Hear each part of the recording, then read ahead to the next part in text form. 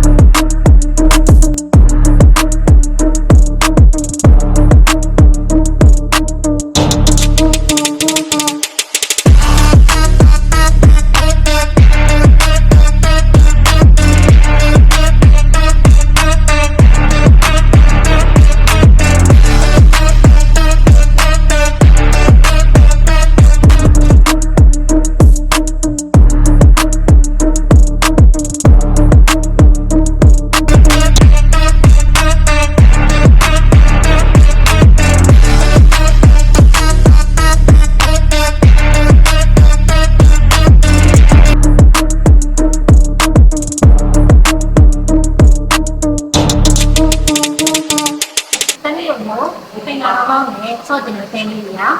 ဒီနေ့လုံနာဆိုင်လေးမှာကိုပိုင်ထင်တာနဲ့ဆော့ရရပါတယ်။ဆိုင်လေးရဲ့အိမ်ဆိုင်ကတော့အမှတ်55